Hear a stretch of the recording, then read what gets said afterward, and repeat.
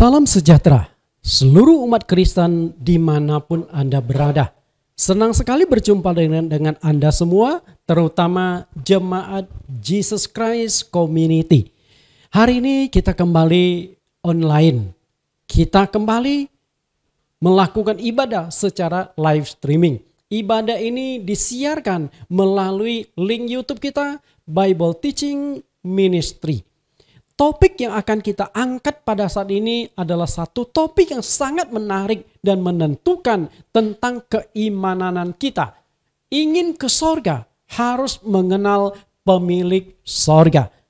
Sebelum kita masuk firman Tuhan, kita akan mendengarkan pujian penyembahan yang akan dibawakan langsung oleh pencipta lagunya, Bapakku yang di sorga. Karena kita membahas tentang kerajaan sorga, lagunya pun kita sesuaikan dengan tema khotbah kita hari ini, Bapakku yang di sorga. Mari kita nikmati lagunya.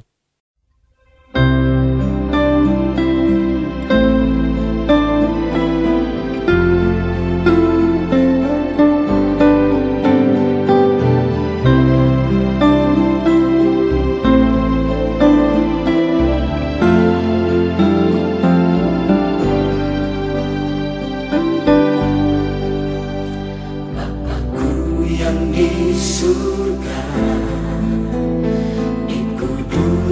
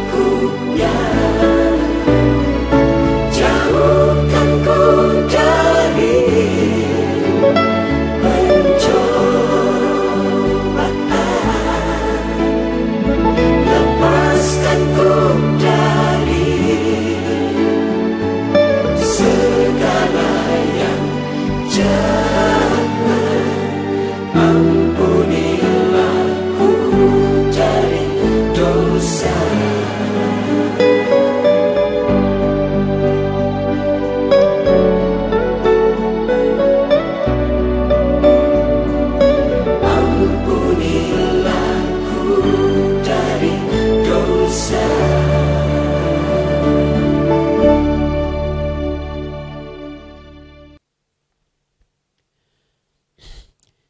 Ibu, senang sekali bisa berjumpa kembali dengan Anda semua dimanapun Anda berada.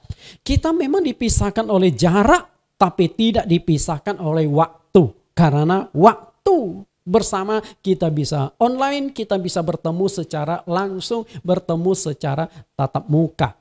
Nah, walaupun Anda tidak mengikuti live streaming secara langsung, tetapi Anda masih bisa mengikuti khotbah pengajaran saya tetap di dalam YouTube.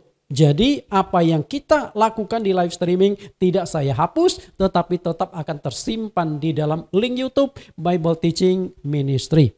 Hari ini kita akan membahas satu topik yang menarik, yaitu ingin ke sorga harus mengenal pemilik sorga. Tapi sebelumnya kita akan berdoa, mohon Tuhan pimpin kita. Di dalam nama Tuhan Yesus Kristus kami berdoa. Tuhan yang ajaib, Tuhan yang perkasa, Tuhan yang esa. Engkau yang akan menyertai memimpin kami. Sehingga hari ini kembali kami melakukan ibadah secara live streaming. Pimpinlah kami, sertailah kami. Walaupun kami dipisahkan jarak satu dengan yang lain. Bukan hanya jarak antar rumah, jarak antar kota, jarak antar provinsi, bahkan jarak antar negara. Kami punya jemaat di beberapa negara, Jesus Christ Community. Karena itu Engkau pimpin kami semua, supaya kami dapat beribadah bersama-sama melalui jaringan udara pada saat ini. Demikian pula kami berdoa untuk seluruh umat Kristen, siapapun yang mengikuti ibadah pada saat ini. Tuhan pimpin, Tuhan sertai. Buka hati mereka, telinga dan mata mereka, agar mereka menemukan sebuah kebenaran yang sejati. Demikian doa permohonan kami di dalam nama Tuhan Yesus Kristus. Amin. Bapak Ibu, seperti yang saya katakan tadi, judul khotbah yang akan kita kupas hari ini adalah judul yang cukup menarik. Ingin ke sorga harus mengenal pemilik sorga. Saya yakin judul tema khotbah hari ini untuk semua orang, bukan untuk kalangan Kristen, bukan untuk kalangan tertentu. Semua orang, siapapun Anda, agama apapun Anda, kepingin masuk ke sorga, dengan sendirinya engkau harus mengenal pemilik sorga. Siapakah pemilik sorga itu? Tentu jawabannya berbeda-beda, pandangannya berbeda-beda. Pertanyaannya adalah, emangnya sorga ada berapa? Apakah sorga itu lebih dari satu atau satu? Nah, kalau sorga itu hanya ada satu, maka kita harus kenal pemilik sorga yang satu itu. Kecuali ada sorga-sorga lain. Sorga untuk agama A, sorga untuk agama B, sorga untuk agama C, dan seterusnya. Itu sih saya sudah tidak bisa ngomong. Tapi saya yakin bahwa kita semua masih sepaham sorga itu hanya ada satu. Kenapa demikian? Karena Allah itu hanya ada satu. Kecuali kalau kita menganut Allah jamak. Jadi masing-masing Allah mendirikan sorga. Masing-masing Allah punya sorga. Masing-masing Allah punya pengikutnya. Masing-masing Allah punya umatnya. Ya, sorga A untuk umat A, sorga B untuk umat B, sorga C untuk umat C. Berarti ada Allah A, Allah B, ada C, dan seterusnya. Karena itu kita akan dalami kebenaran saat ini. Adalah sebuah lelucon yang tidak lucu. Sekali lagi saya katakan, sebuah lelucon yang tidak lucu ketika engkau mengatakan ingin masuk sorga, tetapi tidak mengenal sang pemilik sorga. Lucu enggak? Ya lucu. Bagaimana Anda masuk ke sorga? Pemiliknya saja Anda tidak mengenal. Kalau begitu, gimana ceritanya? Karena itu, mengenal pemilik sorga itu akan sangat menentukan keselamatan. Kita lihat apa yang dikatakan oleh Yesus Kristus di dalam Yohanes 4 ayat yang ke-22. Kamu menyembah apa yang tidak kamu kenal. Kami menyembah apa yang kami kenal. Sebab keselamatan datang dari bangsa Yahudi. Saya ingin mengajak Anda mengupas lebih tajam, lebih spesifik ayat ini. Kamu menyembah apa yang tidak kamu kenal. Artinya apa? Banyak orang berpikir bahwa mereka sudah mengenal Allah dengan benar. Karena itulah mereka aktif di dalam agama mereka sendiri. Padahal mereka belum mengenal Allah yang mereka sembah. Contoh sederhana. Kita menyembah Allah. Siapa sih nama Allah yang kita sembah? Pasti masing-masing agama akan menyebut nama Allahnya. Permasalahannya adalah apakah Allah punya nama itu banyak? Harus bedakan antara sebutan dengan nama. Allah, Tuhan itu sebutan. Oke? Kakek, nenek, engkong, oma itu sebutan, bukan nama. Saya, pendeta, ayah, suami, dosen, itu bukan nama, sebutan. Nama saya adalah Nathan Jurnawan. Bisa tangkap? Nah kalau saya Nathan Jurnawan, kecuali saya punya nama alias, ya mungkin akan menuju pada nama orang yang sama. Tapi permasalahan apakah Allah juga pakai nama alias? Tentu tidak. Allah punya nama. Dan nama Allah itu siapa? Bagi orang Kristen mungkin tidak sulit. Nama Allahmu siapa? Tapi ada lagi informasi muncul. Oh Yahweh, Yehova, YHWH. Betulkah itu nama Allah atau masih sebutan? Bapak Ibu, saya tidak masuk ke area sana. Tapi ini mengajak kita berpikir, membuka pikiran Anda. Kalau Anda nama Allah saja Anda belum mengenal, bagaimana Anda mengatakan sudah mengenal Allah? Bagaimana Anda mengatakan sudah mengenal pemilik sorga? Karena itulah yang dikatakan oleh Tuhan Yesus itu adalah satu fakta, kenyataan yang tidak disadari sebagai kenyataan oleh banyak orang. Kenapa saya katakan kenyataan yang tidak disadari? Karena ada banyak orang salah menyembah tapi menyangka mereka sudah mengenal dan sudah benar dalam penyembahan. Karena itulah Amsal Salomo 14 ayat 12. Banyak orang menyangka jalannya lurus tetapi ujungnya menuju maut. Banyak orang menyangka ajarannya benar, agamanya sudah benar. Ternyata ujung-ujungnya menuju maut. Itu hanya prasangka, keyakinan yang tidak ada dasarnya. Kenapa saya katakan banyak orang menyembah Allah tapi tidak mengenal Allah? Ini adalah pengalaman Saulus sendiri. Kisah Rasul 9 ayat 4-5. Ia rebah ke tanah dan kedengaranlah olehnya suatu suara yang berkata kepadanya, Saulus, Saulus, mengapakah engkau menganiaya aku? Saulus, seorang pemimpin agama Yudaisme, agama Yahudi. Dia aktif sekali. Bahkan ketaatan dia dalam menjalankan hukum Taurat tidak bercacat. Padahal menjalankan hukum Taurat itu sangat-sangat sulit. Sulit sekali. Tapi dia bisa menjalankan tanpa cacat. Artinya orang yang satu ini sungguh-sungguh untuk Allah.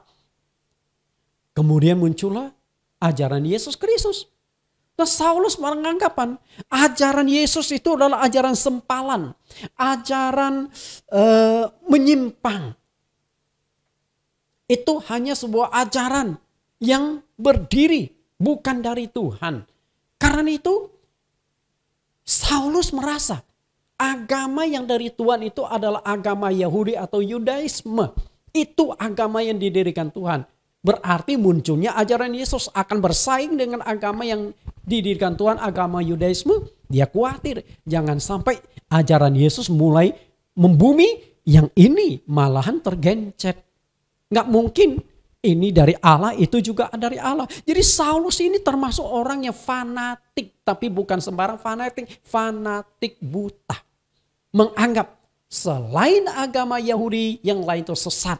Selain agama Yahudi, maka yang lain itu bukan dari Tuhan. Saking fanatiknya. Karena itulah dia berusaha menangkap pengikut Yesus, memenjarakan pengikut Yesus, menyiksa, bahkan membunuh orang-orang Kristen. Karena dia terjebak pada fanatis buta. Akhirnya sampai suatu hari, dia mendapatkan surat dari Mahkamah Agama.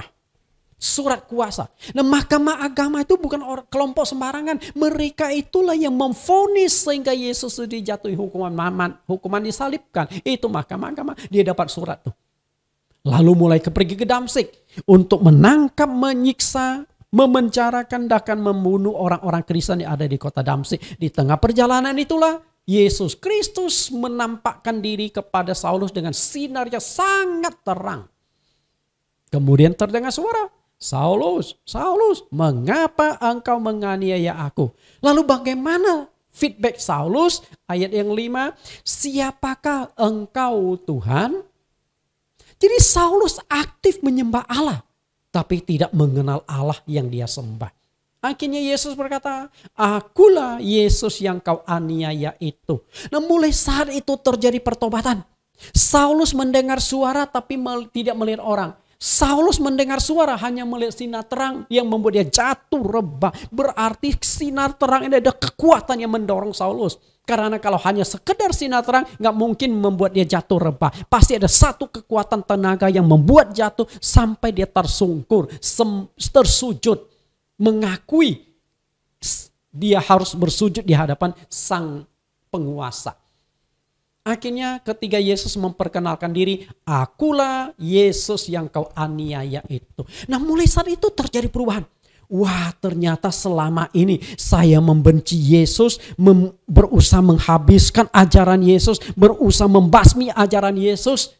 Wah, ternyata dia bukan orang sembarangan. Nah, mulai saat itulah pelan tapi pasti Saulus mulai setahap demi setahap mengenal siapakah Yesus Kristus itu. Sampai satu titik akhirnya diambil keputusan, Yesus Kristus adalah Tuhan dan Juru Selamat. Seorang yang berusaha menghancurkan agama Kristen menjadi rasulnya Kristen. Seorang yang berusaha menghancurkan ajaran Yesus menjadi rasulnya Yesus Kristus. Bayangkan.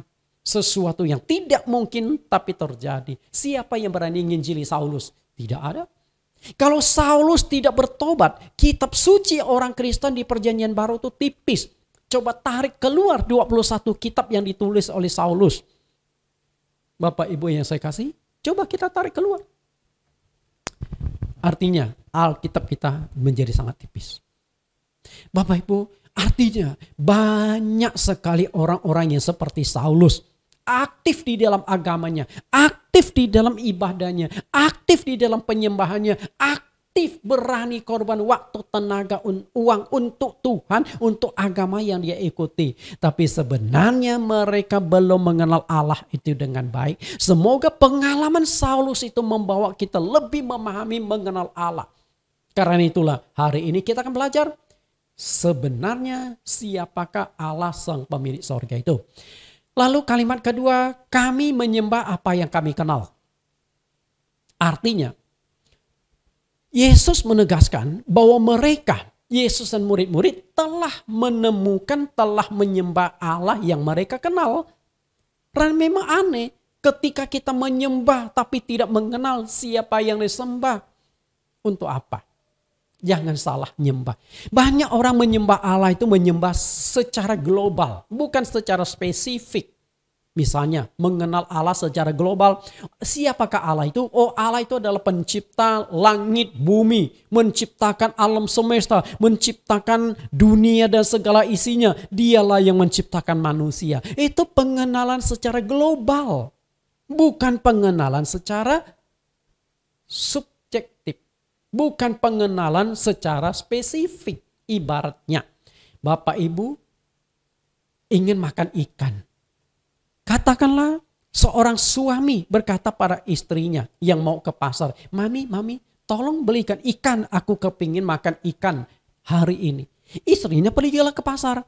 Katakanlah dulu belum ada handphone. Oke? Saat itu belum ada handphone. Sampai di pasar istrinya pergi ke tempat jualan ikan. Istrinya bingung, ada 100 tan ikan, 100 tempat jual ikan dengan jenis ikan yang macam-macam. Istrinya bingung, waduh suamiku mau makan ikan apa? Akhirnya apa yang dilakukan ibu ini? Balik lagi kan, karena belum ada handphone ceritanya. Sampai rumah, papi mau makan ikan apa? Kenapa gak ngomong tadi? Lalu suaminya ngomong, oh saya kepingin makan ikan kakap. Ya sudah, ke pasar lagi. Sampai di pasar, istrinya mulai cari stan, ketemulah ikan kakap. Nah, masalah muncul lagi tuh. Kenapa demikian? Ikan kakap ada dua macam. Kakap merah, kakap putih. Bingung lagi. Waduh, suamiku mau makan ikan kakap merah atau kakap putih? Tidak ada telepon, balik lagi. Papi, mau makan ikan kakap merah atau kakap putih? Suaminya ngomong, oh saya lebih suka makan kakap merah. Sampailah dia ke pasar lagi. Lalu tanya si penjual lagi, Pak, saya mau beli ikan kakap merah. Si penjual ngomong, oh ternyata kakap merah itu ada 3 macam bu. Kakap merah air tawar, kakap merah air asin, kakap merah air payau. Air payau itu antara asin dan tawar. Lah bingung lagi. Berapa kali bolak-balik. Nah setelah itu balik lagi. Papi makan ikan kakap yang mana? Oh saya lebih suka ikan kakap air payau. Karena ada rasa khas. Gimana? Balik lagi. Sampai ke tukang ikan. Pak beli 1 kilo ikan kakap merah air payau. Itu spesifik. Ikan itu global. Ikan kakap merah air payau itu spesifik. Nah Tuhan pun menghendaki kita mengenal dia. Bukan sekedar mengenal ikan. Tapi mengenal ikan spesifik kakap merah air payau. Itu dia. Makanya banyak orang aktif menyembah jauh dari Tuhan. Tidak mengenal Allah. Ibaratnya. Kita seringkali mengatakan saya mengenal Jokowi. Dan kita kan mengenal secara global. Kita mengenal Jokowi adalah presiden Indonesia. Tapi mengenal spesifik enggak? Anda kenal benar-benar dengan Jokowi. Lalu Jokowi kenal dengan Anda apa enggak? Itu penting sekali. Artinya ingin mengenal Allah yang benar. Sang pemilik sorga harus melalui Yesus Kristus dan murid-muridnya. Karena Tuhan Yesus berkata, kami menyembah yang kami kenal. Kami itu Yesus menunjuk pada dirinya dan juga murid-muridnya.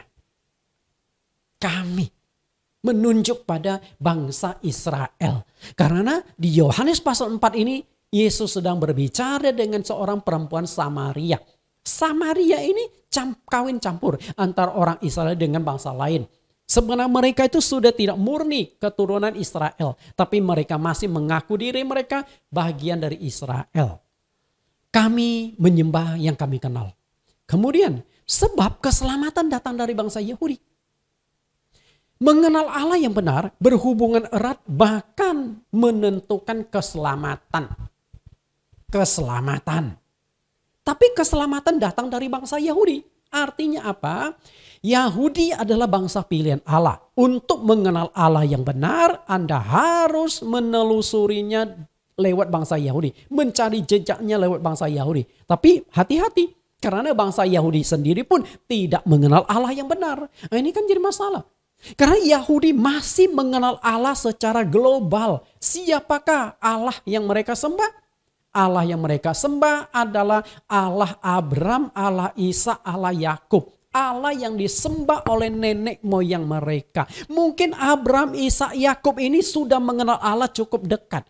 Tahu jelas. Tapi keturunannya bangsa Yahudi, anak-anak Yakub.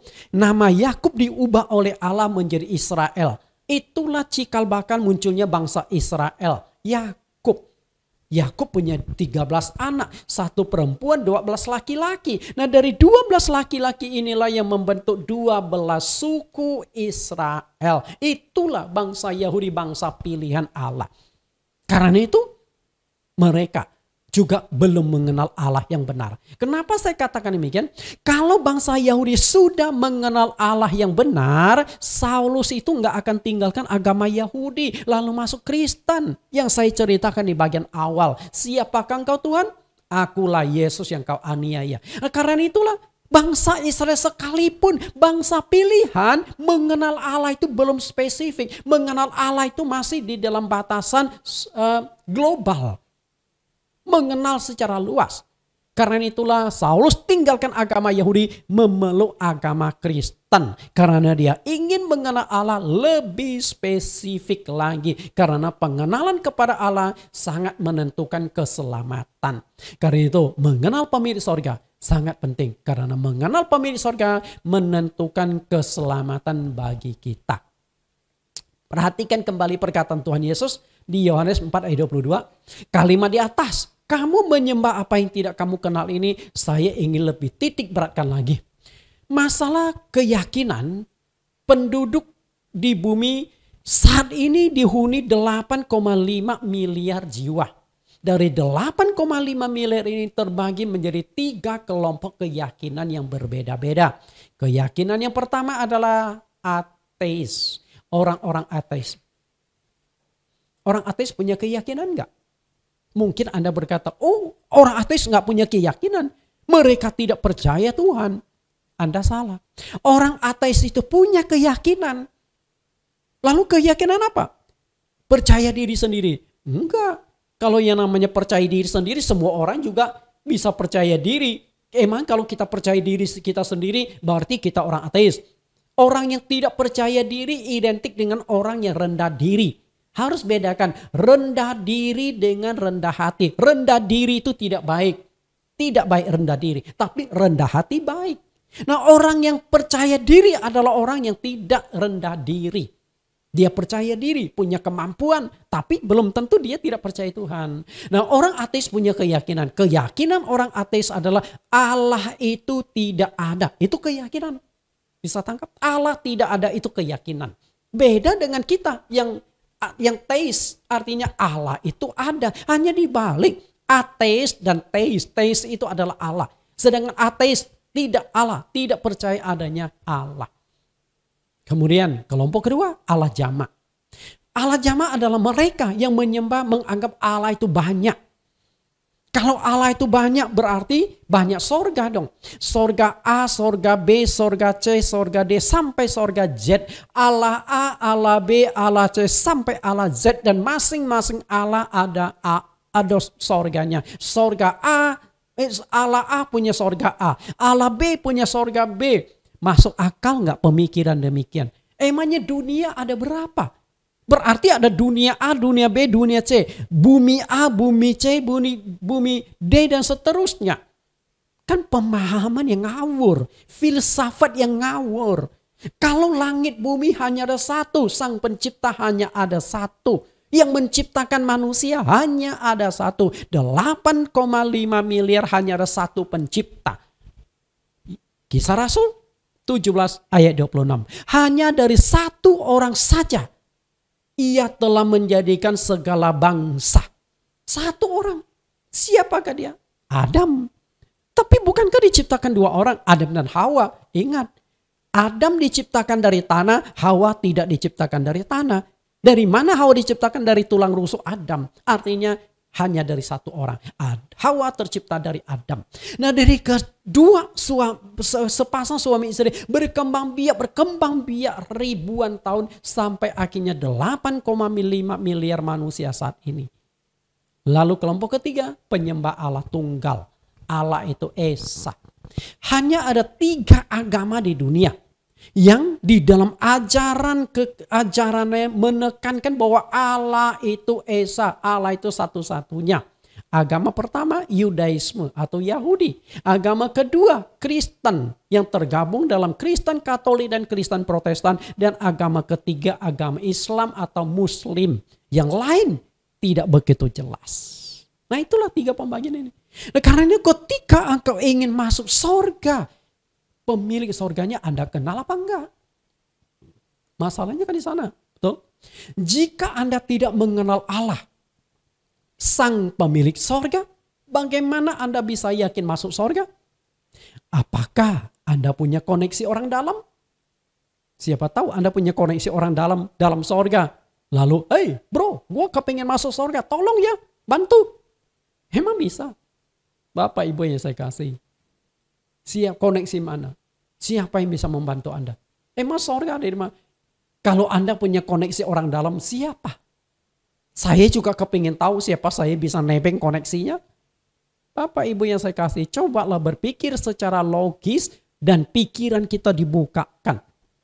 Lalu siapakah pemilik surga itu? Okay. Siapakah pemilik surga itu?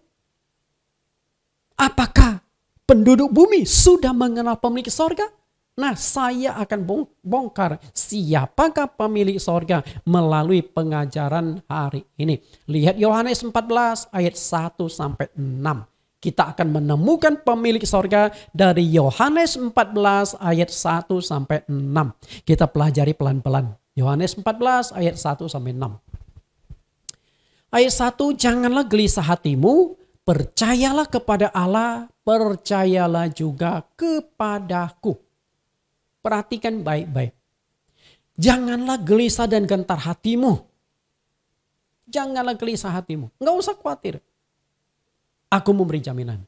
Yang perlu engkau lakukan, percayalah kepada Allah, percayalah juga kepadaku. Perhatikan penekanan Tuhan Yesus di kalimat bawahnya. Percaya kepada Allah, percaya kepadaku. Percaya kepada Allah. Semua agama di dunia ini percaya kepada Allah. Tadi saya sudah ungkapkan ada 3 kelompok manusia. Semuanya itu kalau kita mau ciutkan lagi hanya 2 kelompok. Ateis dan teis. Percaya kepada Allah dan yang tidak percaya kepada Allah. Nah, yang percaya kepada Allah terbagi lagi menjadi agama penyembah Allah jamak dan agama penyembah Allah tunggal atau Allah Esa. Hanya itu saja pembagiannya. Bapak Ibu, itu saja. Nah, percaya kepada Allah. Semua agama percaya kepada Allah walaupun pemahaman tentang Allah itu berbeda-beda. Agama A memahami Allah itu begini. Agama B memahami Allah begitu. Agama C memahami Allah itu begini dan begitu. Berbeda-beda. Salahkah itu? Kita sulit katakan salah atau benar. Tadi kan saya sudah katakan banyak agama, banyak orang mengenal Allah secara global, bukan mengenal secara spesifik. Kalau mengenal secara spesifik mestinya punya persamaan. Agama A, pemahaman tentang Allah adalah ini. Agama B ternyata ini. Agama C ternyata ini. Ibaratnya tuh begini. 2 kali 5 adalah 10. Oke, 2 kali 5, 10. Anda nggak bisa kutak-katik lagi. Mungkin Anda berkata, Pak, kalau saya ubah gimana? Ubah apa? 5 tambah 5 juga 10. Kan saya maunya kali. 5 kali 5, 10. Betul? Itu salah satu contohnya. Kemudian percaya Allah saja tidak cukup, tapi harus percaya juga kepada Yesus. Nah, kenapa? Ketika percaya kepada Yesus di sini sudah spesifik, sudah mulai lebih tajam, lebih mendalam. Tentu percaya kepada Yesus lu mulai fokus kepada agama Kristen. Memang ada agama tertentu yang mengajarkan tentang Yesus, tapi pemahaman mereka tentang Yesus kan masih agak bias. Siapakah Yesus? Oh, Yesus itu salah satu dari sekian banyak nabi-nabi. Jadi Yesus hanya posisi nabi. Berarti nggak ada lebihnya. Sedangkan nabi kan ada banyak puluhan nabi. Di mana istimewanya Yesus? Tapi bagi kata Yesus, percaya kepadaku. Bukan percaya pada nabi-nabi tertentu. Bisa tangkap? Yesus tidak mengajarkan percaya pada nabi A, nabi B, nabi C. Enggak, percaya kepada aku. Percaya kepada Yesus Kristus. Nah, kenapa harus percaya kepada Yesus Kristus? Percaya Allah saja tidak cukup. Kenapa demikian? Saya akan berikan 3 alasan. Mengapa percaya kepada Allah saja tidak cukup, tapi tetap harus percaya kepada Yesus Kristus dalam koneksi sorga. Artinya, kalau engkau ingin masuk ke sorga, engkau harus percaya kepada Yesus Kristus. Kenapa demikian? Kita lihat jawabannya. Saya akan berikan 3 alasan. Perhatikan ayat selanjutnya di ayat 2 sampai ayat yang ke-6. Kita lihat alasan yang pertama. Lihat ayat 2 sampai ayat yang ketiga. Di rumah Bapakku banyak tempat tinggal. Jika tidak demikian, tentu aku mengatakannya kepadamu. Sebab aku pergi ke situ untuk menyediakan tempat bagimu. Ayat 3. Dan apabila aku telah pergi ke situ dan telah menyediakan tempat bagimu, aku akan datang kembali dan membawa kamu ke tempatku, supaya di tempat di mana aku berada, kamu pun berada. Perhatikan kalimat yang saya cetak warna merah. Saya cetak warna merah. Setelah itu kita tarik sebuah kesimpulan dari ayat 2 sampai ayat yang ketiga untuk memahami sang pemilik sorga. Semua agama dan kepercayaan menawarkan sorga melalui nabi atau pendiri agama masing-masing. Agama mana yang tidak menawarkan sorga? Semua agama yang percaya kepada Allah, maka mereka juga percaya adanya sorga dan neraka. Lalu berusaha menuntun umat mereka jangan masuk ke neraka. Karena semua agama itu sepakat bahwa neraka itu tempat siksaan, neraka itu tempat hukuman, neraka itu tempat yang menyakitkan. Lalu mereka membangun sebuah konsep bagaimana supaya engkau bisa masuk ke sorga.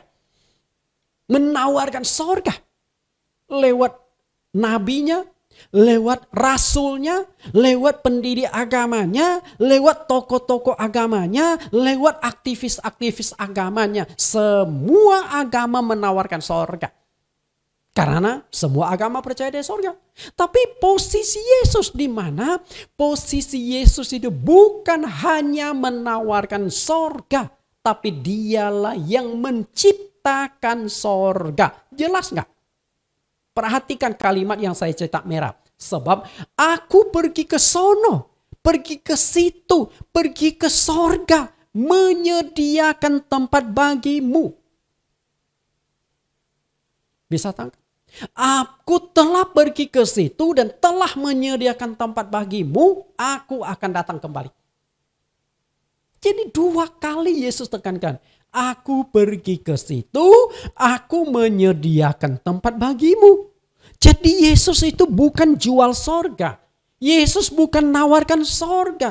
Tapi Yesuslah yang menciptakan sorga. Wah, luar biasa. Setelah saya baca ayat ini, saya imani 100%. Saya bertobat total bahwa untuk masuk sorga, saya harus percaya kepada Yesus Kristus. Karena tidak ada satu nabi, rasul, tokoh agama, pendiri agama, aktivis agama yang berani dan pernah berkata, aku pergi ke sana menyediakan tempat untuk kamu. Tidak pernah ada. Karena para rasul, para nabi tahu mereka bukan pemilik sorga. Mereka hanya menawarkan sorga. Tapi Yesus bukan hanya menawarkan sorga. Tapi dia berkata, aku pergi ke sorga. Aku pergi ke situ menyediakan tempat bagimu. Karena itu Bapak Ibu, jika Anda yang non-Kristen setelah mendengarkan ini masih belum bisa menjadi orang Kristen, mestinya Anda bukan umat pilihan Tuhan. Karena kalau domba Tuhan akan mendengarkan suara Tuhan. Ya sudah, apa boleh buat? Ayat yang keempat. Dan kemana aku pergi? Kamu tahu jalan ke situ. Kata Thomas kepadanya, Tuhan, kami tidak tahu kemanakah engkau pergi. Jadi bagaimana kami tahu jalan ke situ? Kesimpulan apa yang kita tangkap dari ayat 4 sampai 5? Perhatikan kembali kalimat yang saya cetak warna merah. Karena ini akan menjadi titik berat pengupasan kita. Kesimpulan yang kita tangkap adalah semua umat beragama ingin ke sorga. Namun di mana alamat sorga? Di mana alamat sorga? Jalan di negara mana? Di kota apa? Di jalan apa? Nomor berapa? RT RW-nya berapa? Kan di bumi semua tempat itu pasti ada alamat. Kalau tidak, bagaimana tukang pos mengirimkan surat Anda?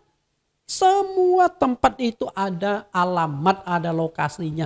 Kita bersyukur dengan teknologi ciptaan manusia. Sudah ada yang namanya Google Map atau Waze.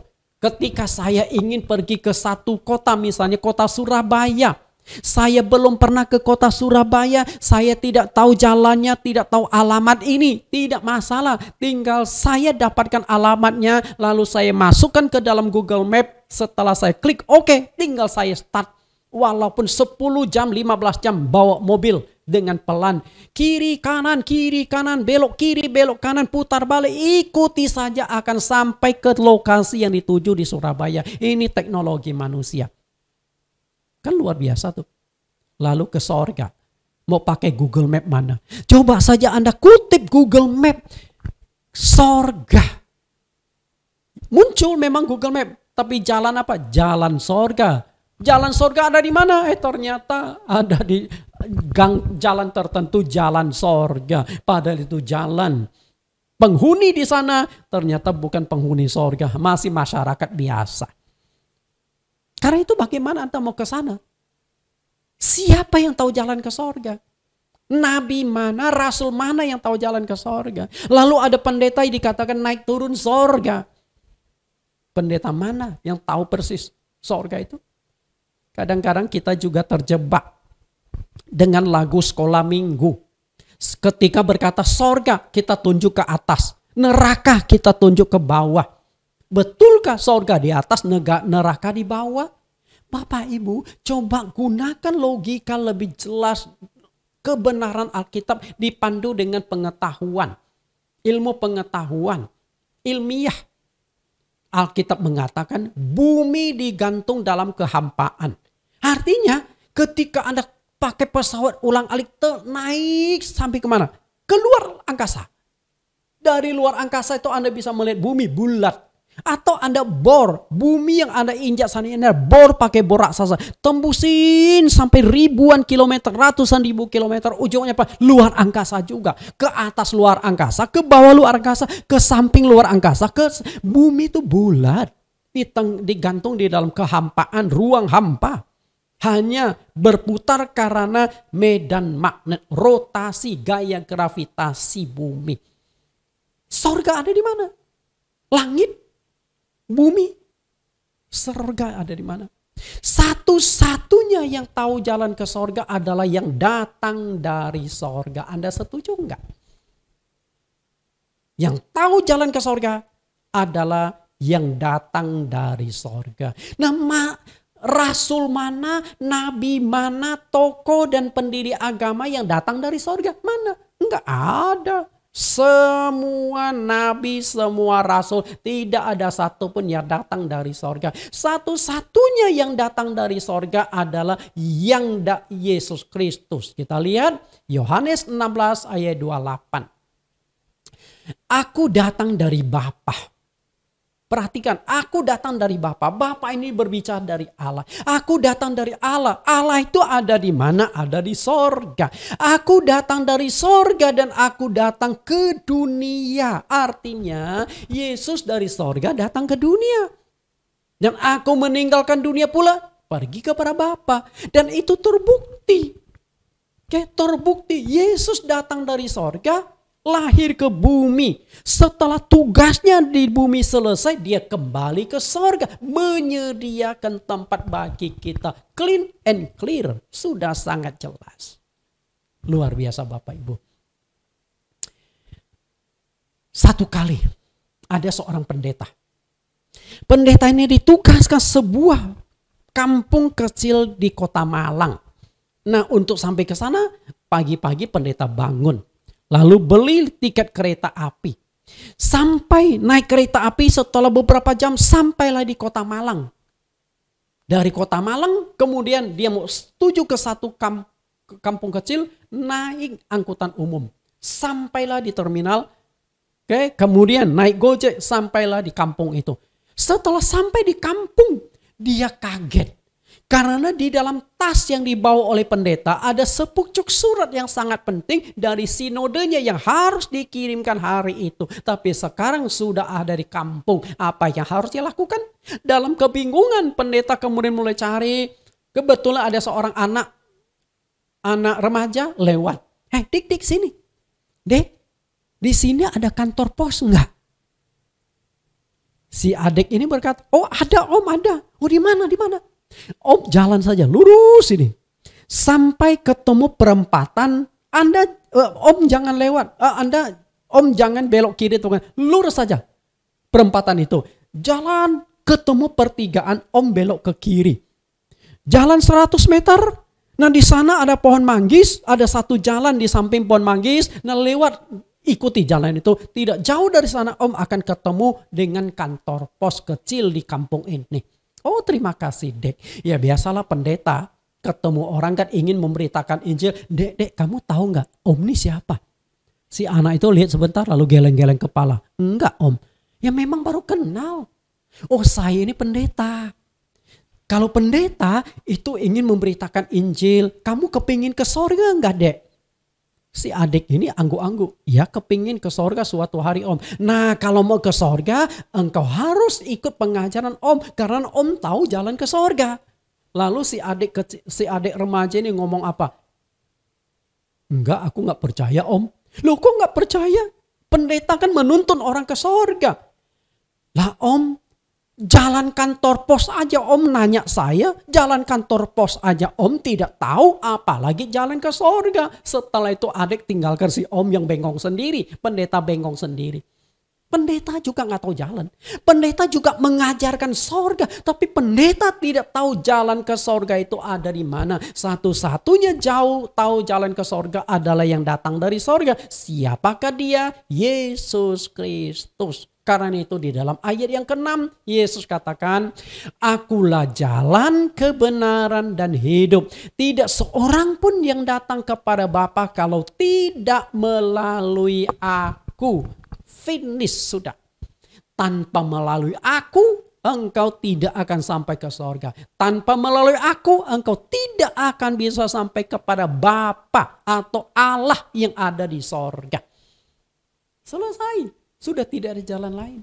Karena itu Bapak Ibu, Anda mau percaya atau tidak perkataan Yesus Kristus, perkataan Nabi Isa, itu terserah Anda menilai. Tapi saya hanya mengutipkan kembali perkataan Yesus bahwa dialah satu-satunya jalan menuju ke sorga. Jika Anda meyakini Allah itu hanya ada satu yang kita sebut sebagai Allah yang Maha Esa, maka Allah yang Maha Esa itu hanya akan kirimkan satu juru selamat ke dunia untuk menyelamatkan seluruh penduduk bumi. Kalau Allah itu satu, maka Allah akan kirimkan satu juru selamat.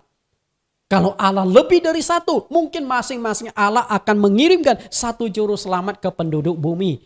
Tapi bersyukurlah, kita hanya percaya ada satu Allah. Nah kalau Allah itu hanya ada satu, maka satu juga juru selamat, satu pengantara antara Allah dengan manusia, yaitu manusia Kristus Yesus. 1 Timotius 2 ayat 5. Karena Allah itu Esa dan Esa pula dia yang menjadi pengantara antara Allah dan manusia, yaitu manusia Kristus Yesus. Sudah tidak ada jalan lain. Makanya Yesus katakan, akulah jalan, kebenaran, dan hidup. Tidak seorang pun yang datang kepada Allah Bapa kalau tidak melalui aku. Karena Yesus itulah satu-satunya pengantara, satu-satunya penghubung, satu-satunya nabi yang bisa menjembatani kita dengan Allah, yang bisa menuntun kita ke sorga, karena dialah yang menyediakan tempat di sorga. Kisah Rasul 10 ayat 34 sampai 36.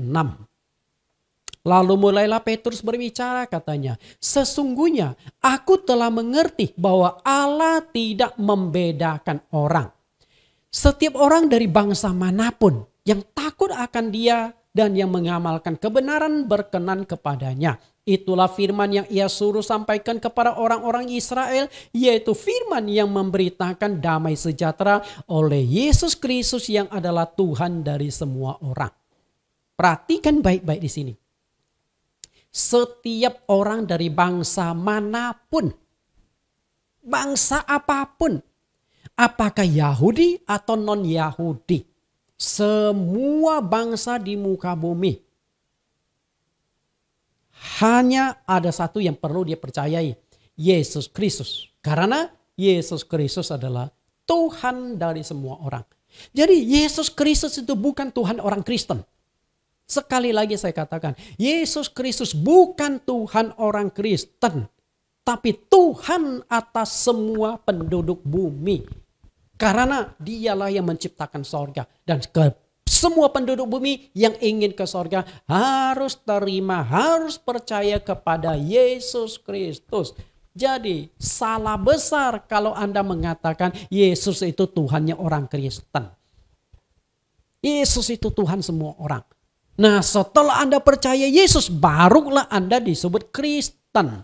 Karena Kristen itu sudah spesifik mereka yang menyembah, yang percaya kepada Kristus. Dari kata Kristus kemudian dialihkan menjadi Kristen. Pengikut-pengikut Yesus. Karena Yesus adalah juru selamat umat manusia. Yesus datang ke dunia bukan untuk menyelamatkan orang tertentu, bukan untuk menyelamatkan bangsa Yahudi, bukan untuk menyelamatkan bangsa tertentu, kelompok tertentu. Yesus Kristus adalah juru selamat dunia. Satu-satunya juru selamat yang diutus oleh Allah.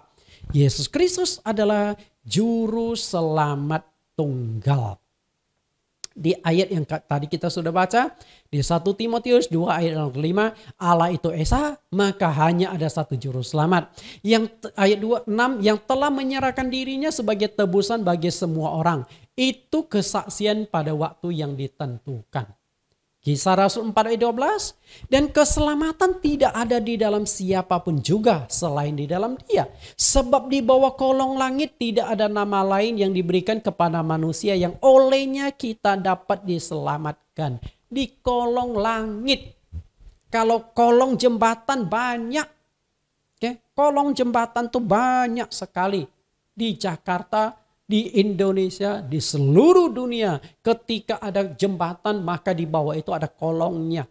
Nggak mungkin jembatan dibangun di atas jalan. Itu namanya busway. Yang namanya kolong jembatan, di bawah ada ruangnya. Nah, ini bukan kolong jembatan, kolong langit. Nah, yang namanya kolong langit itu hanya ada 4. Utara, timur, barat, selatan. Nah, di muka bumi utara, timur, barat, selatan hanya ada satu nama yang menyelamatkan, nama Yesus Kristus. Selesai. Berarti Yesus Kristus adalah juru selamat tunggal. Karena itu ketika Anda ingin ke sorga, Anda mau masuk ke sorga, maka Anda harus mengenal sang pemilik sorga. Sorga itu tempat tinggal Allah yang Maha Kudus. Karena itu tidak mungkin orang-orang berdosa bisa masuk ke sorga. Anda ingin masuk sorga? Anda tidak akan bisa masuk ke sana kalau Anda tidak membereskan dosa-dosa Anda. Kekudusan sangat menentukan keselamatan. Karena itu kita harus kudus. Dengan sangat jelas Yesus tegaskan orang berdosa tidak akan bisa ke sorga. Yohanes 8 ayat 21. Maka Yesus berkata pula kepada orang banyak, aku akan pergi dan kamu akan mencari aku.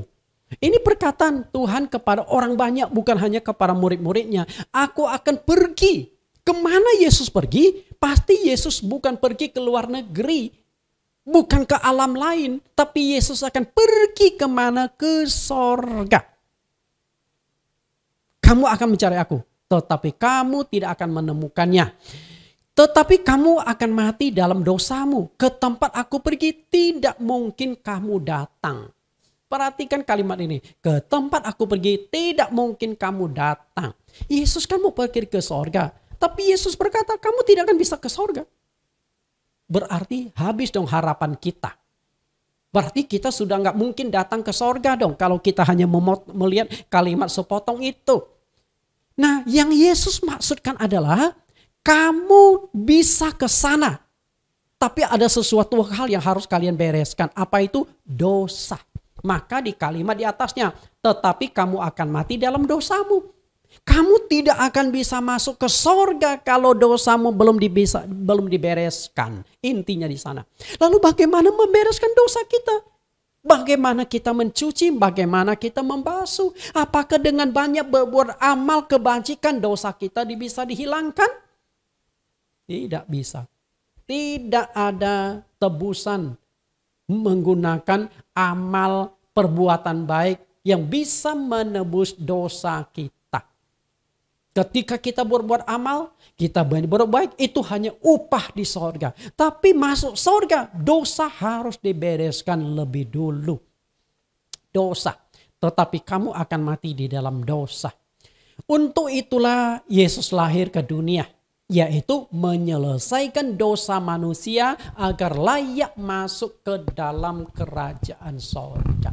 Membereskan dosa. Kita lihat Matius 1:21. Ia akan melahirkan anak laki-laki dan engkau akan menamakan dia Yesus. Karena dialah yang akan menyelamatkan umatnya dari dosa mereka. Perhatikan, menyelamatkan umatnya dari dosa mereka. Itulah tujuan utama Yesus lahir ke dunia. Untuk apa Yesus lahir? Membereskan dosa, menyelesaikan dosa. Untuk mempersiapkan orang-orang yang akan masuk sorga, maka Yesus Kristus harus datang atau lahir ke dunia. Jadi Yesus sudah datang dari sorga ke dunia, maka dia yang tahu jalan ke sorga. Mengapa demikian? Untuk apa Yesus lahir? Mengapa Yesus harus lahir untuk menyelesaikan dosa manusia? Karena di dalam menyelesaikan dosa dibutuhkan satu unsur yang sangat penting, yaitu darah. D-A-R-A-H. Darah. Saya tulis warna merah seperti warna darah. Satu-satunya yang bisa menyelesaikan dosa manusia harus ada darah. Sebenarnya itu dari awal manusia diciptakan, manusia jatuh dalam dosa, Allah sudah mulai memperkenalkan darah. Ketika Adam dan Hawa berbuat dosa, jatuh dalam dosa, Allah sudah mulai memperkenalkan darah pada waktu itu. Dari mana kita tahu? Di dalam Kejadian pasal 3 yang menceritakan Adam dan Hawa jatuh dalam dosa, tidak ada kata dosa. Perhatikan, tidak ada kata dosa di Kejadian pasal 3. Tapi mereka sudah punya dosa. Kenapa? Karena di 1 Yohanes pasal 3 ayat yang keempat, dosa adalah pelanggaran hukum Allah. Jadi setiap orang yang melanggar hukum Allah berbuat dosa. Nah, Adam dan Hawa melanggar hukum Allah. Melanggar perintah Allah, memakan buah pengetahuan baik dan jahat yang dilarang oleh Tuhan. Maka mereka berdosa. Tapi tidak ada kata dosa di Kejadian pasal 3. Nah, demikian pula di dalam Kejadian pasal 3 tidak ada kata darah. Nggak ada kata darah. Tapi ada unsur darah. Dari mana kita tahu? Adam dan Hawa diberikan pakaian kulit. Tidak mungkin bisa mendapatkan pakaian kulit kalau tidak membunuh hewannya. Ketika hewannya dibunuh, maka ada darah yang ditumpahkan. Jadi dari hewan yang dibunuh, yang ditumpahkan darah itu dapatkan pakaian kulit. Dan pakaian kulit itulah yang dikenakan kepada Adam dan Hawa. Nah, dari sanalah cikal bakal darah itu mulai di zaman Taurat dipakai untuk penebusan dosa.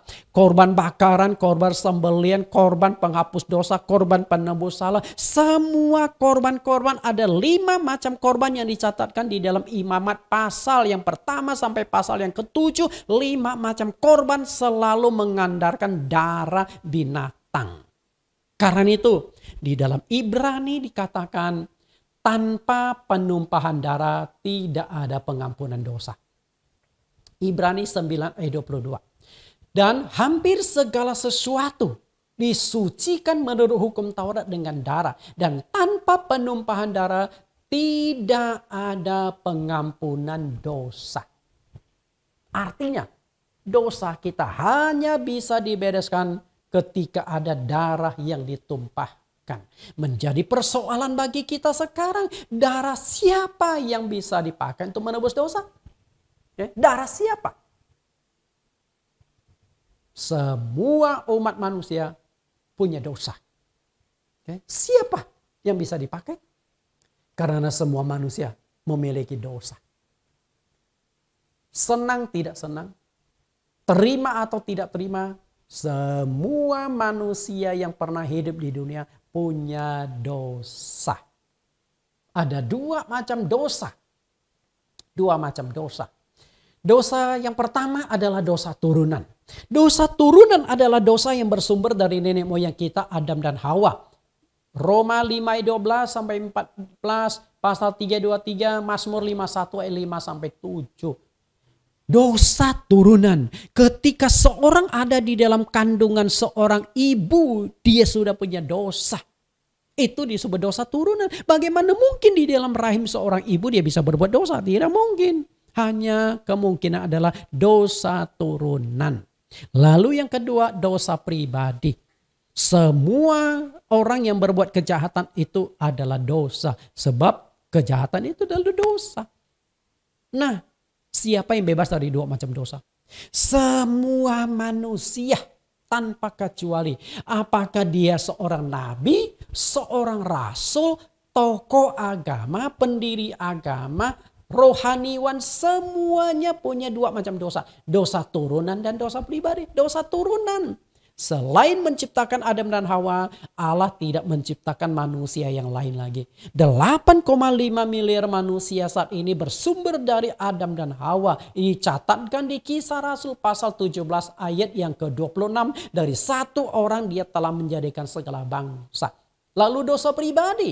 Siapa yang bebas dari dosa pribadi? Sesempurna apapun seorang manusia, pasti perkataannya bisa salah. Betul? Perbuatannya, perkataannya, tokoh-tokoh agama, nabi-nabi bisa salah mengajar. Ketika seorang nabi maki orang, itu sudah dosa. Ketika seorang nabi iri hati, itu sudah dosa. Jadi siapa yang bebas dari dosa? Semua manusia punya dosa. Nah, dosa, menyelesaikan dosa ibarat itu membayar hutang. Bapak Ibu lihat animasi di sini, seorang lagi memikul dolar. Dosa itu, membereskan dosa itu ibarat membayar utang. Jika orang itu punya hutang, bagaimana dia melunasi orang lain punya hutang? Bagaimana caranya? Kan ujungnya maling teriak maling. Oh, dia sendiri maling, lalu teriak, jangan kamu jadi maling. Supaya aku jadi maling gitu loh. Maling teriak maling. Orang berdosa, bagaimana mungkin yang bisa melunasi utang orang lain adalah yang tidak, adalah orang yang tidak punya beban hutang dan memiliki uang. Tidak punya utang, bahkan dia punya banyak kekayaan. Dan dengan catatan itu bukan orang pelit. Ada orang yang tidak punya utang, banyak uang, pelit. Nah itu juga gak ada gunanya. Dia gak akan keluarkan duit dia untuk menebus atau membayar utang Anda. Nah yang dibutuhkan adalah orang yang tidak punya hutang, orang yang punya banyak kekayaan, dan orang yang rela memberikan kekayaan. Baru utang Anda bisa dibereskan. Kalau Anda punya utang, lalu curhat kepada orang yang punya utang. Dia berkata apa? Bro, nasib lu dengan gua sama. Selesai. Orang punya utang, bagaimana membayar utang orang lain? Lunasilah utang dia sendiri dulu kalau dia punya duit, betul? Nah dosa itu seperti ini. Hutang itu ibarat dosa. Hutang itu ibarat dosa. Nah bagaimana mungkin orang yang punya dosa menyelesaikan dosa orang lain? Masuk akal? Nggak masuk akal. Artinya semua nabi, rasul, tokoh agama, rohaniwan, aktivis semuanya punya dosa. Karena itu tidak ada satupun nabi maupun rasul yang bisa menebus dosa. Yang darahnya bisa dipakai menyelesaikan dosa. Tidak bisa. Satu-satunya solusi bagaimana? Harus cari yang tidak punya dosa. Lalu bagaimana kita cari orang yang tidak punya dosa? Tidak ada satupun manusia yang lahir tanpa dosa. Dengan kata lain, tidak ada satupun yang lahir ke dunia tanpa melalui hubungan fisik antara ayah dan ibunya. Intinya di sana. Satu-satunya yang tidak punya cacat, noda, dan dosa adalah Allah. Karena itulah Allah disebut Maha Kudus, Maha Suci, tidak ada cacat noda. Allah yang Maha Kudus. Yesaya 5 ayat 16. Tetapi Tuhan semesta alam akan ternyata Maha tinggi dalam keadilannya. Dan Allah yang Maha Kudus akan menyatakan kekudusannya dalam kebenarannya. Satu-satunya yang bisa disebut sebagai Maha Kudus adalah Allah. Allah yang Maha Kudus. Karena apa? Allah itu kudus, tidak punya cacat noda. Karena itu yang bisa menyelesaikan dosa kita adalah Allah yang Maha Kudus. Tapi tadi kan saya sudah katakan, Bahwa untuk menyelesaikan dosa dibutuhkan darah. Nah, masalah muncul lagi. Kenapa? Karena Allah itu roh. Allah itu tidak punya darah, Allah itu tidak punya daging. Roh bagaimana punya darah dan daging? Roh itu seperti malaikat, roh itu seperti setan-setan. Makhluk roh.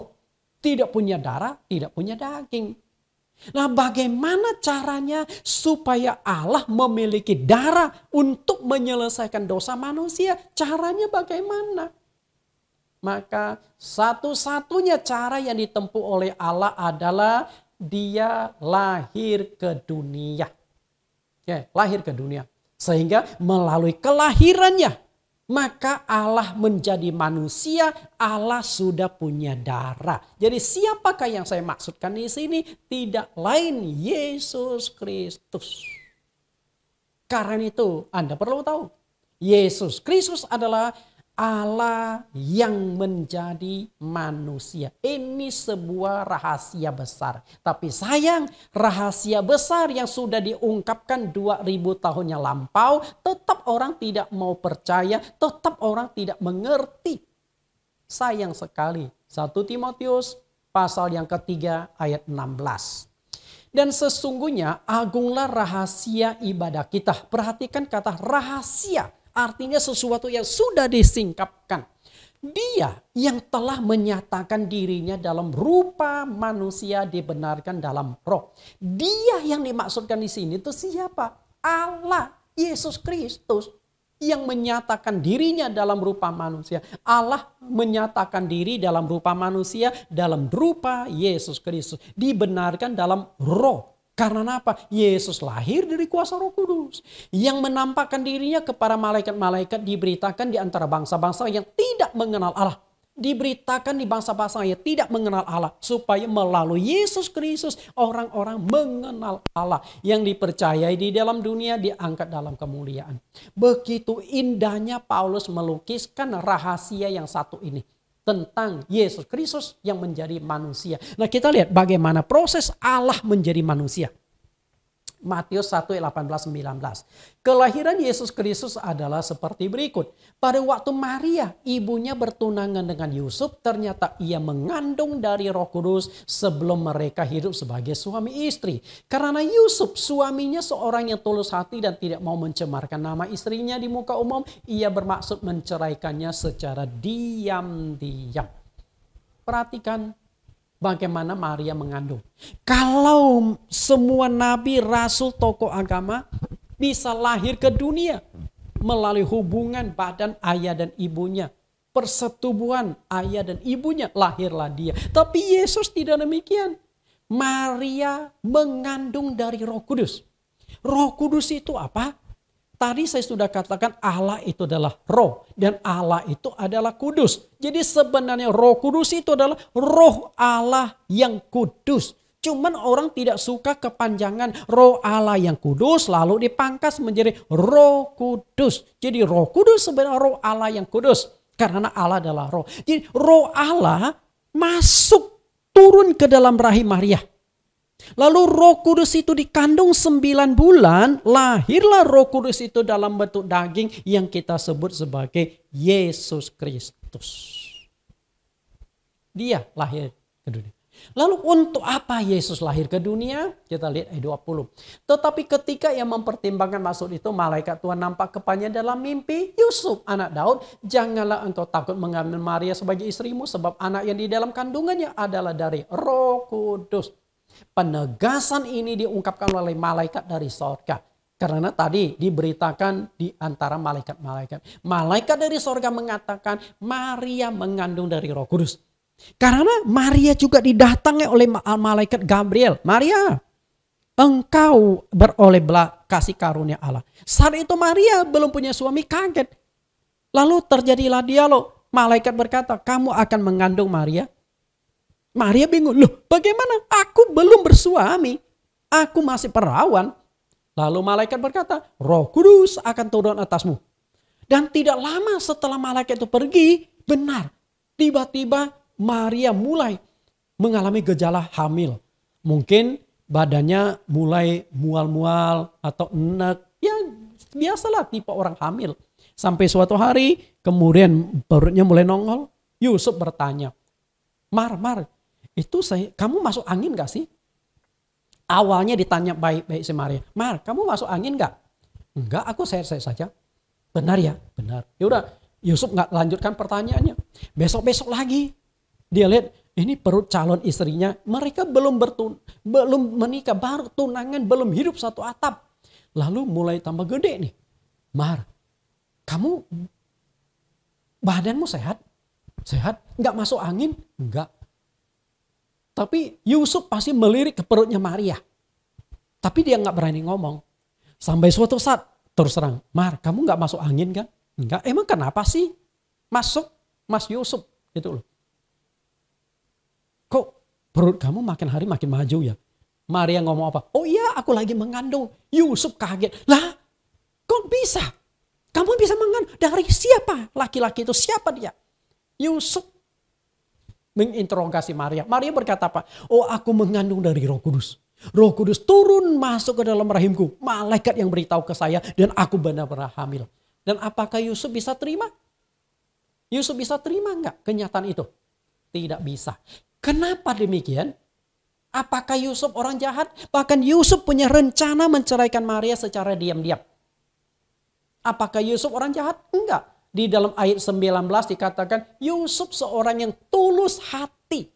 Tulus hati. Kalau tulus hati kenapa enggak menerima Maria? Kenapa mau ceraikan Maria? Karena Yusuf orang yang menjaga kekudusan.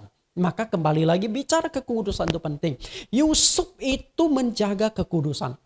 Dia terlalu menggunakan logika. Menurut Yusuf tidak mungkin Maria itu bisa hamil kalau tidak tidur dengan laki-laki lain. Aku sudah tanya, dia tetap menolak. Ya sudahlah, kalau dia nggak mau mengaku ya sudahlah, kita pisah saja. Saya akan ceraikan kau diam-diam. Ya hiduplah, kembalilah dengan orang yang menghamili engkau. Itu pemikiran Yusuf. Dan untunglah malaikat datang kepada Yusuf di tengah malam dalam mimpi. Yusuf, jangan takut mengambil Maria sebagai istrimu. Karena anak yang di dalam kandungannya dari Roh Kudus. Yusuf kaget sekali. Waduh, ternyata benar ya. Ya udah, dia terima Maria sebagai istrinya. Bawa pulang, hidup bersama. Tapi hebatnya, ini laki-laki Yusuf ini luar biasa. Maria sudah dibawa pulang.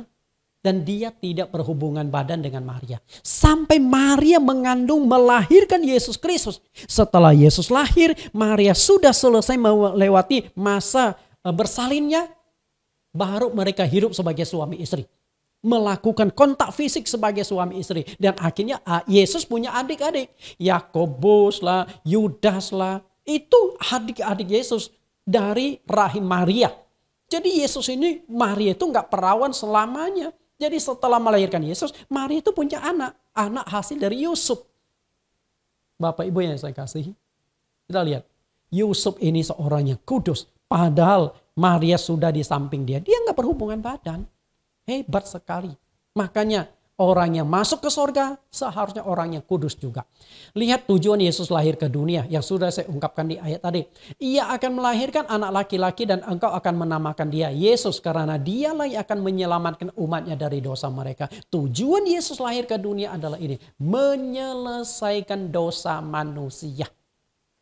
Oke, menyelesaikan dosa.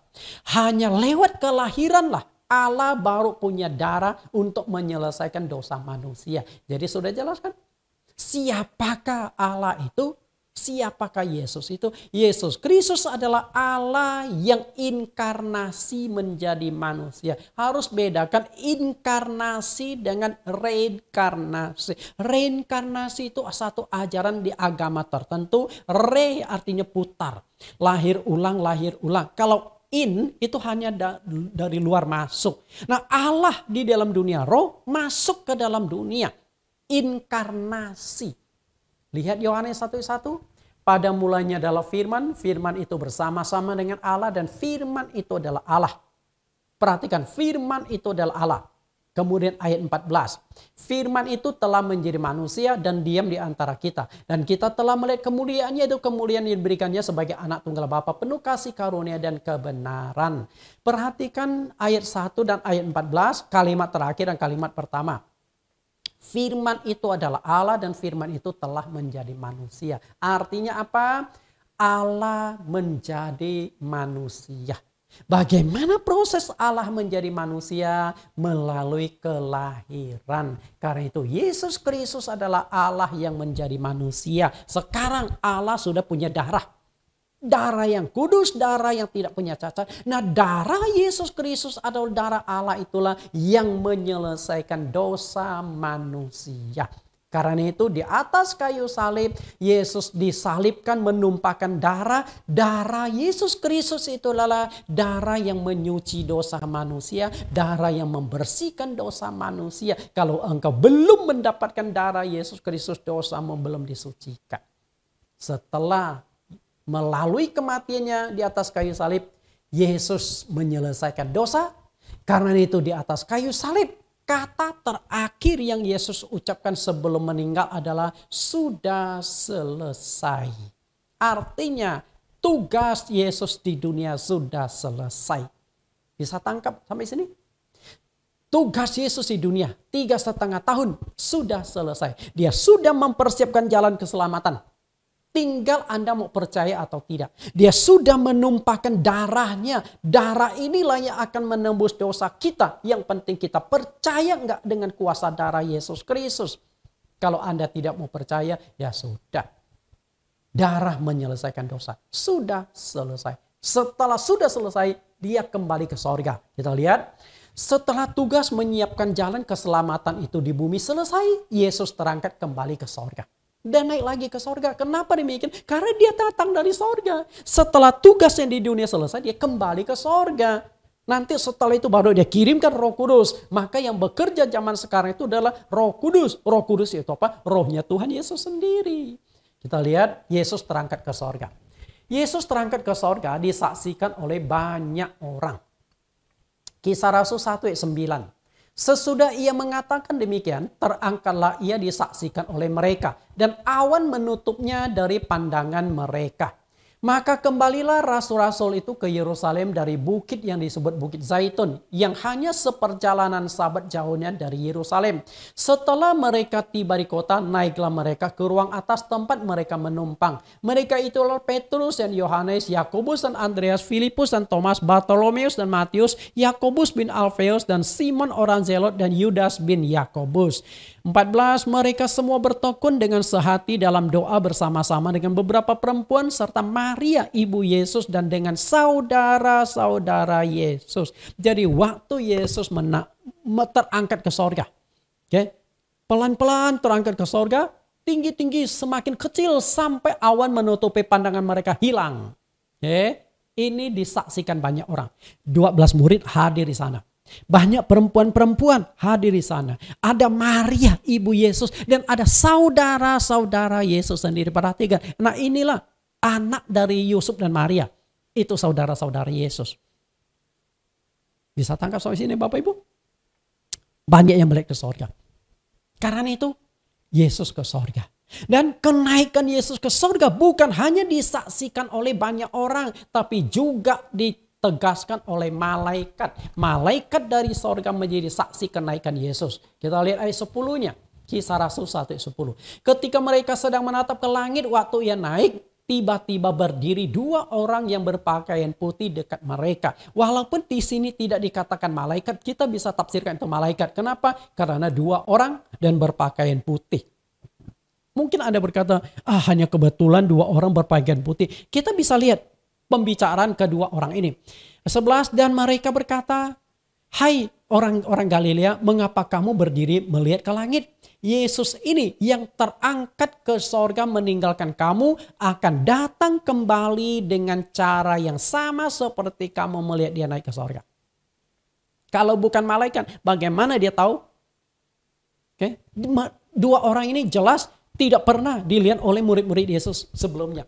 Tahu-tahu datang. Hei, orang Galilea, apa sih yang kalian lihat? Lihat ke sorga. Ngapa natap ke sorga? Yesus yang terangkat ke sorga akan datang kembali. Kalau bukan malaikat, nggak mungkin kalimat itu diucapkan. Yesus akan datang kembali dengan cara yang sama seperti dia datang. Dan itu penegasan malaikat ini Kenapa dua orang? Karena kesaksian dua orang itu sah. Satu orang bersaksi tidak sah, tapi dua orang. Maka disiapkanlah dua orang. Apalagi banyak yang menyaksikan kenaikan Yesus ke sorga. Kita lihat perkataan malaikat sama seperti perkataan Tuhan Yesus. Matius 24 ayat 30. Pada waktu itu akan tampak tanda anak manusia di langit dan semua bangsa di bumi akan meratap dan mereka akan melihat anak manusia itu datang. Malaikat kan berkata, dia akan datang kembali. Dengan cara yang sama. Cara yang sama berarti dia akan turun lewat awan. Okay?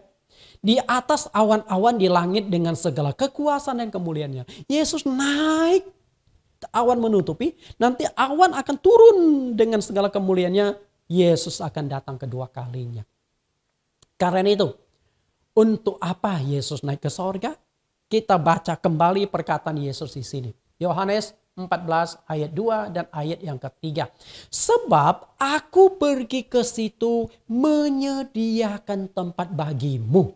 Jelas gak? Untuk apa Yesus ke sorga? Menyediakan tempat bagi kita. Lalu dia tegaskan, aku akan datang kembali dan membawa kamu ke tempatku. Supaya di tempat di mana aku berada, kamu pun berada. Jadi sudah jelas sekali kalau engkau ingin ke sorga harus percaya kepada Yesus Kristus. Karena dia pemilik sorga, dia yang menciptakan sorga. Masalahnya adalah sudah percaya Yesus belum? Kenapa Anda tidak percaya? Karena Anda belum mengenal Yesus itu siapa. Menciptakan dunia dengan segala isinya, Allah membutuhkan 6 hari. Hari pertama ciptakan apa? Hari kedua ciptakan apa? Hari ketiga ciptakan apa? Hari ke-6 menciptakan manusia. Tapi untuk menciptakan sorga, Yesus sudah 2000 tahun. Karena Yesus sudah berkata tadi, Yohanes pasal 14 ayat 2-3. Setelah aku pergi ke situ dan setelah menyediakan tempat bagimu, aku akan datang kembali. Kenapa Yesus belum datang kembali? Kata setelah itu penting. Setelah menyediakan tempat yang disediakan Tuhan kita belum selesai. Bisa tangkap sampai sini Bapak Ibu?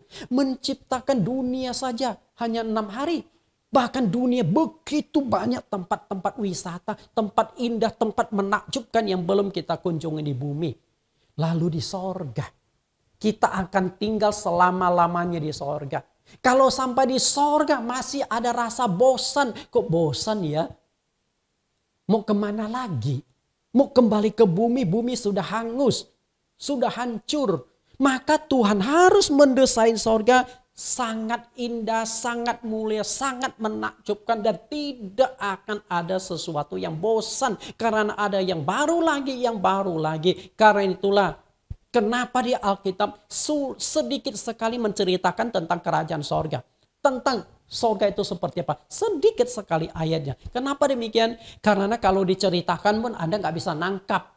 Karena belum pernah melihat, belum pernah mendengar. Maka tidak heran Paulus katakan di 1 Korintus 2 ayat 9. Tetapi seperti yang ada tertulis. Apa yang tidak pernah dilihat oleh mata, yang tidak pernah didengar oleh telinga, dan yang tidak pernah timbul dalam hati manusia. Semua yang disediakan Allah untuk mereka yang mengasihi dia. Itu dia. Jadi di sorga. Banyak hal yang belum pernah kita lihat di bumi. Banyak lagu-lagu, suara-suara musik atau suara apapun yang belum pernah kita dengar di dunia. Tapi sangat menguatkan jiwa kita yang belum pernah timbul dalam hati. Bagaimana timbul dalam hati? Wong kita belum pernah lihat, belum pernah dengar. Kalau timbul dalam hati misalnya, saya kepingin jalan ke Israel. Karena saya pernah ke Israel. Wah enak ya bisa naik gunung Nebo, gunung Sinai. Jalan di situs-situs bersejarah di Israel. Saya kepingin ke Israel. Kepingin itu ada karena saya sudah pernah lihat ke sana. Atau saya pernah mendengar, oh Israel itu begini loh. Walaupun saya belum pernah ke Israel, saya kepingin ke sana karena sudah pernah mendengar. Tapi sorga. Belum pernah lihat, belum pernah dengar, belum punya keinginan. Itu disediakan Allah untuk kita. Betapa dahsyat, mewah, mulia, agungnya sorga itu. Semua itu disediakan bagi orang yang kepingin ke sorga. Dengan satu syarat, mau ke sorga harus mengenal pemilik sorga. Karena itu sentralnya itu ada pada diri Yesus Kristus. Karena dia yang lahir ke dunia menebus dosa manusia. Yesus lahir ke dunia menyelesaikan dosa manusia. Setelah itu dia naik ke sorga, menyediakan tempat bagi kita. Setelah itu dia akan turun ke bumi lagi, sekali lagi untuk menjemput kita naik ke sorga. Hanya satu yang perlu Anda lakukan, percaya dan taat. Kita lihat ayat yang terakhir ini. Yohanes 3:36. Barang siapa percaya kepada anak, ia beroleh hidup yang kekal. Tetapi barang siapa tidak taat kepada anak, ia tidak akan melihat hidup, melainkan murka Allah tetap ada di atasnya. Perhatikan dua kata yang penting untuk masuk ke sorga. Percaya dan taat kepada anak. Kalau engkau percaya kepada Yesus Kristus, percaya saja tidak cukup. Karena Yesus berkata, bukan setiap orang yang berseru kepadaku Tuhan, Tuhan akan masuk ke dalam kerajaan sorga. Melainkan dia yang melakukan kehendak Bapa-Ku yang di sorga. Percaya dan taat. Melakukan kehendak Bapa itu adalah ketaatan.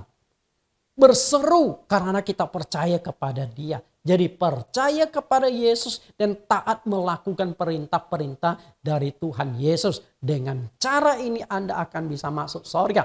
Kita lihat kesimpulan kita pada hari ini. Kesimpulannya, percaya kepada Yesus Kristus dan taat pada firman Tuhan, engkau akan masuk ke dalam kerajaan sorga. Sederhana sekali. Tuhan tidak akan mempersulit orang yang rindu masuk sorga. Percayalah kepada Yesus Kristus. Taati perintah-perintah dalam Alkitab. Dengan jalan demikian, iman dan ketaatan akan membawa engkau ke sorga. Tuhan Yesus memberkati. Kita berdoa. Di dalam nama Tuhan Yesus Kristus kami berdoa. Terima kasih Tuhan. Hari ini Tuhan memberikan penjelasan kepada kami begitu gamblang, begitu jelas. Kepingin ke sorga harus mengenal pemilik sorga. Hari ini kami dibukakan pemilik sorga. Ternyata Yesus Kristus. Engkaulah satu-satunya Allah. Engkaulah Allah yang inkarnasi menjadi manusia. Engkaulah Allah yang datang dilahirkan memiliki darah untuk menebus dosa, kematian di atas kayu salib, dan engkau naik ke sorga. Hari ini kami sebagai pengikut-Mu, hari ini kami yang percaya kepada engkau, menantikan kedatangan engkau yang kedua kalinya. Kami percaya suatu saat nanti engkau akan datang. Kami tidak tahu apakah kami masih hidup ataukah kami sudah meninggalkan dunia ini. Tapi kami percaya akan firman-Mu. Engkau akan datang kedua kalinya. Dan engkau akan membawa kami ke sorga. Yang telah mati akan dibangkitkan. Yang masih hidup akan diubah supaya bisa diangkat ke sorga. Semoga kebenaran yang sudah dikupas pada hari ini bisa diteruskan oleh umat Kristen di seluruh dunia. Oleh hamba-hamba Tuhan menjadi media untuk penginjilan. Supaya siapapun yang menonton YouTube khotbah satu ini, mereka hatinya dibuka, pikiran dibuka, telinga dan mata dibuka untuk mengenal Sang pemilik sorga tidak lain Yesus Kristus. Agar hati mereka dibuka menerima Yesus Kristus. Inilah media penginjilan internet yang bisa kami pakai untuk memenangkan jiwa. Kami bisa terobos ke hati semua orang. Bisa menembus kepada orang yang tidak mungkin menerima Injil. Tapi khotbah ini Tuhan urapi, Roh Kudus bekerja melalui khotbah hari ini untuk memenangkan jiwa-jiwa baru agar semakin banyak mengenal Engkau sebagai Tuhan dan Juru Selamat. Dan Engkau juga pakai siapapun anak-anak-Mu di seluruh Indonesia, seluruh dunia, umat-Mu yang mendengarkan khotbah ini, mereka akan share, akan bagikan lagi kepada teman, kepada family, kepada siapapun yang ingin mereka menangkan. Terima kasih Tuhan. Demikian doa permohonan kami di dalam nama Yesus Kristus. Amin. Bapak Ibu, kita akan mengikuti khotbah pengajaran minggu depan dengan topik-topik lebih menarik lagi. Kita akhiri dengan satu pujian, Awan Kemuliaan.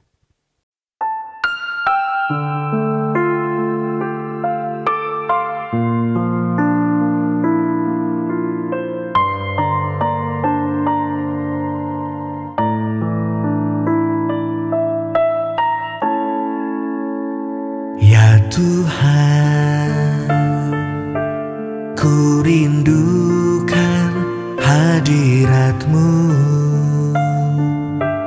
memenuhi hatiku.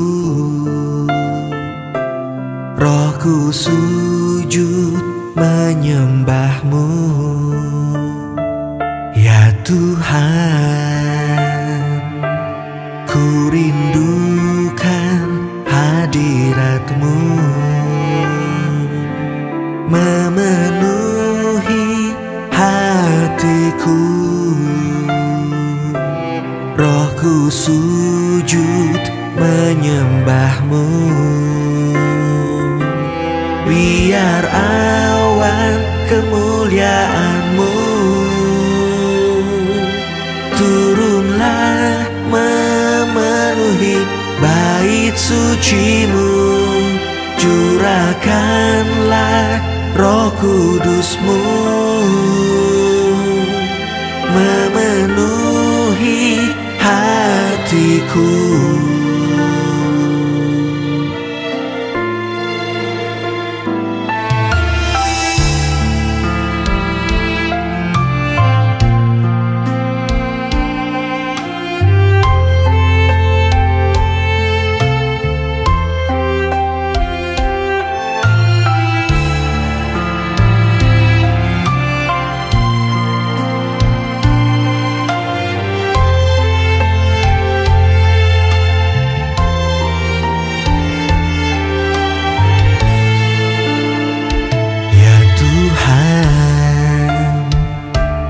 Ku rindukan hadirat-Mu